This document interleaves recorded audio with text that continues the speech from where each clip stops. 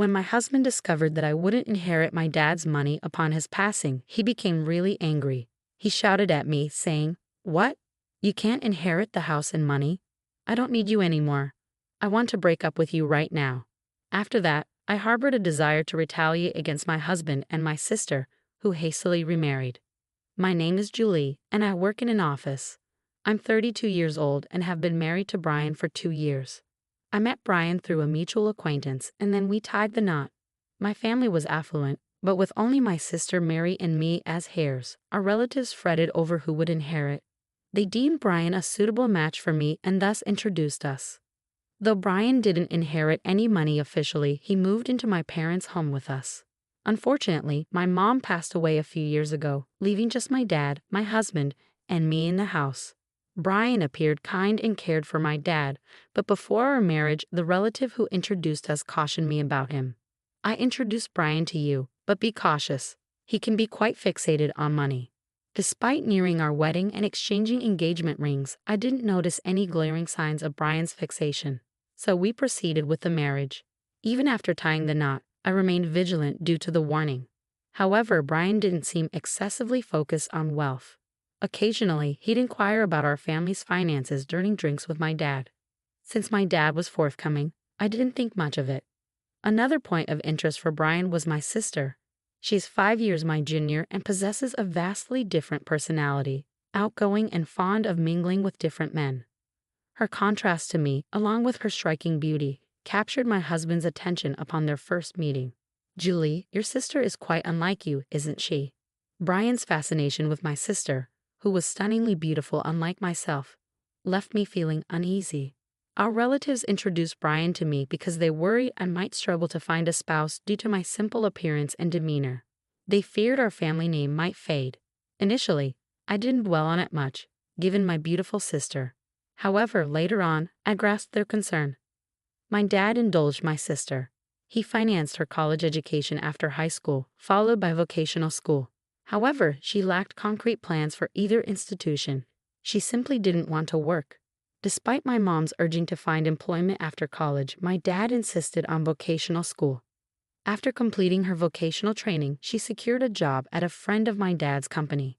Yet she quit after just 6 months, citing an inability to utilize her skills fully.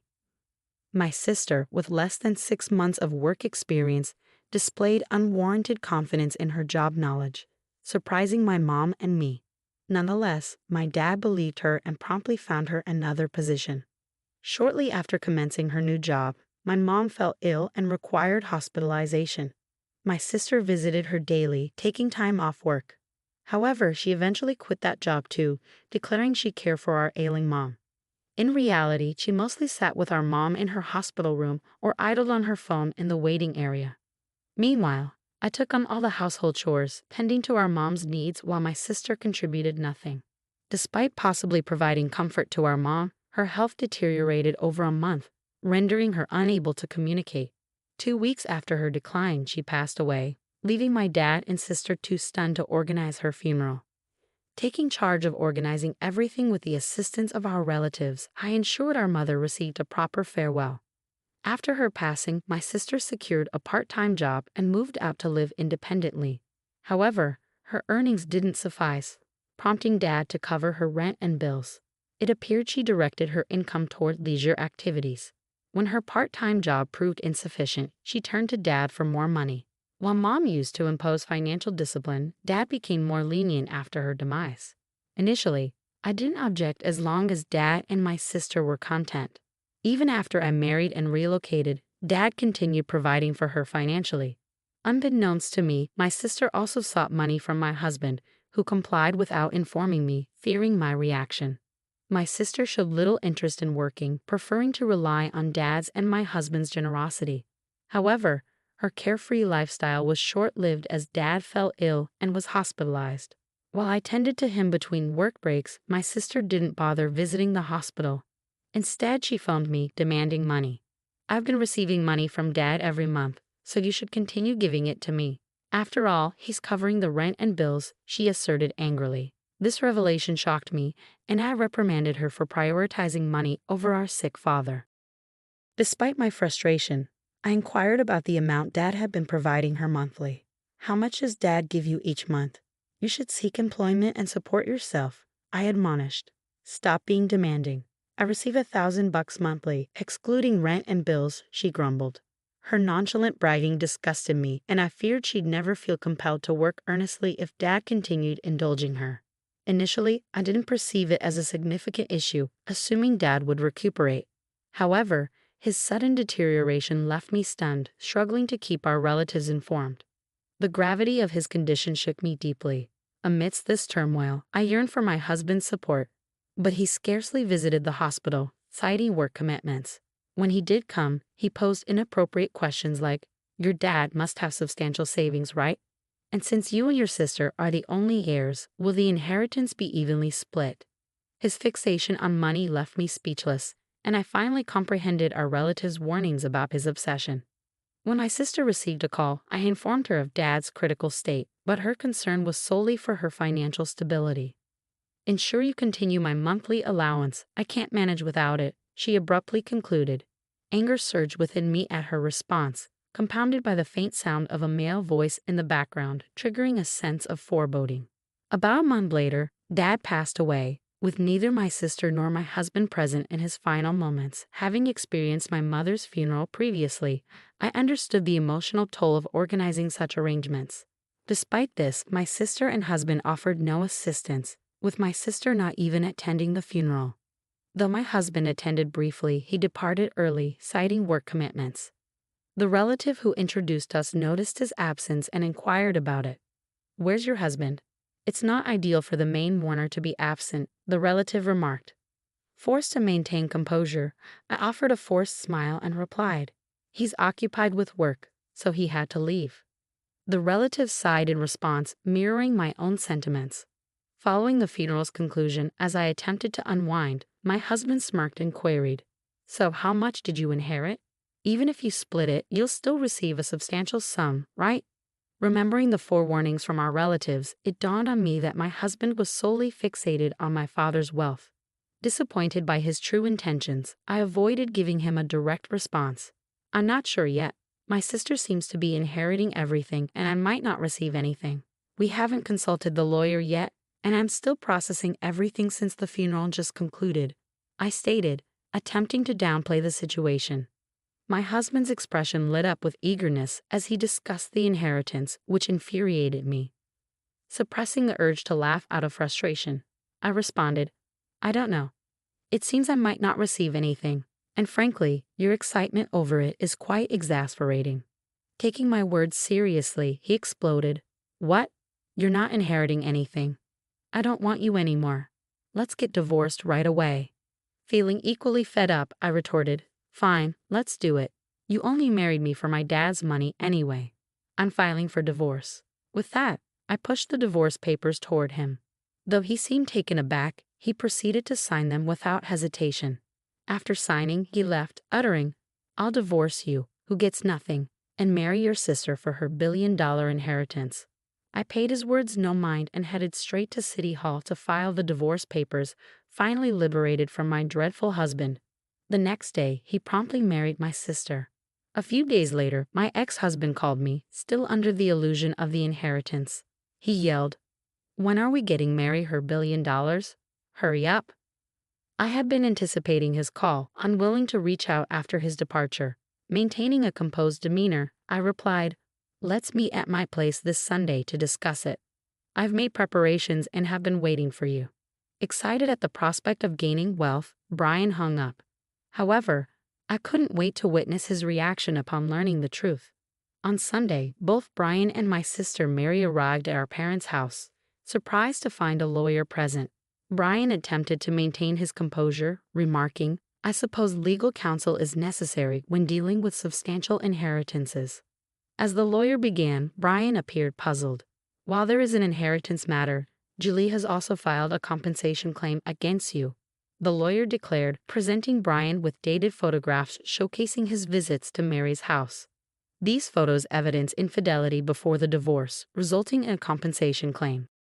Upon overhearing Brian discussing inheritance matters with Mary, I promptly requested the lawyer to investigate Brian's infidelity. Though he likely assumed my attention was consumed by my father's funeral, Brian and Mary met frequently at her residence. Armed with evidence, including photographs, I swiftly pivoted the conversation from inheritance to compensation, leaving both Mary and Brian dumbfounded. Brian quickly composed himself, stating, "Compared to the inheritance, compensation is negligible. I'll pay it immediately." As the lawyer handed him the compensation claim documents, Brian signed them without hesitation. Confirming his signature, I asserted, "I'll ensure you fulfill the compensation payment since you've signed it. However, enjoy your time with Mary, who won't receive a share of the inheritance." Upon learning she wouldn't inherit anything, Mary erupted, "What do you mean I'm not inheriting? I was supposed to receive 100 million. Brian's face flushed with anger. "It can't be true that there's no inheritance. I won't allow you to take it all." Calmly, the lawyer elucidated the situation to the enraged pair. "Mary, as the daughter of your late mother from a previous marriage, you were never legally adopted by your late father. Thus, there's no legal parent-child relationship, and you cannot inherit his estate." Turning to Mary, who appeared bewildered, I clarified, "You were just a year old when our parents were married, so you probably don't remember. But I do. I was 6 years old at the time and was thrilled to gain a sister. Little did I know she'd end up stealing my husband. Our parents, facing challenges with us kids, sought mediation to remarry. Mom treated me as her own, and Dad cared for Mary. Perhaps he spoiled her because she wasn't his biological child, and he wanted to be extra cautious. Our parents each brought a child from their previous marriages into the remarriage. Mom, whom some relatives suspected married Dad for his wealth, refused to legally adopt Mary. Relatives often suggested suitors to me, knowing I was the only one eligible for Dad's inheritance. Had they borne a child together, it might have complicated matters, but they didn't. Perhaps they chose not to have children to avoid future inheritance disputes. It's now evident that Dad continued supporting my sister financially even into adulthood because he couldn't legally pass on his inheritance to her. Though not legally recognized as my mom's daughter due to the lack of adoption, it never affected our familial bond. Apparently, our parents never disclosed their remarriages to my sister, and she learned the truth only recently. My ex-husband's complexion shifted from red to pale as the reality sunk in. After signing the documents and being instructed to pay damages for his false expectations of inheriting from my sister, he asked me with a defeated tone, "Was it all a lie? About my sister inheriting 10 billion while I get nothing?" Struggling to suppress my amusement, I responded, "Certainly, it was a fabrication. It was my way of retaliating for your infidelity. Besides, Dad's inheritance wasn't anywhere near $10 million. Even our affluent father didn't have that much to bequeath." My previously silent sister suddenly exclaimed, "I've made countless plans based on Dad's inheritance. What will happen now? Will you look after me, big sister?" I reassured my anxious sister, "You have a supportive husband now, don't you? You won't require that money anymore. Let Brian take care of you." My sister cast a glance at my ex-husband, who appeared pale and shook his head. "I've also made purchases expecting the inheritance, so I can't support you either. Besides, I have to compensate for damages, so I'm barely managing myself."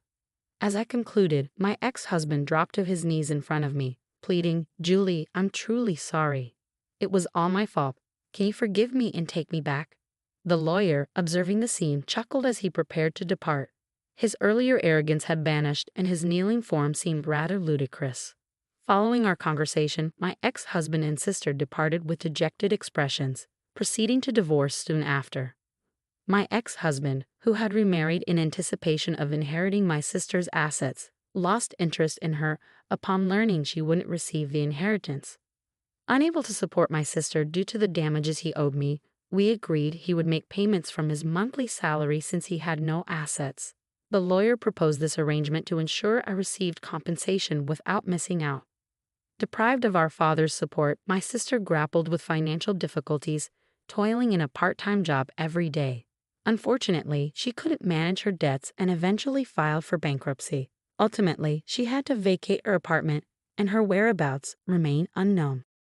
While our father's support stemmed from love, he may have indulged my sister excessively, hindering her ability to take work seriously. Later, a relative attempted to arrange another marriage prospect for me. But I declined. I refused to settle for someone resembling my ex-husband. This time, I'm determined to find a compatible partner on my own terms, continuing to reside solo in our childhood home.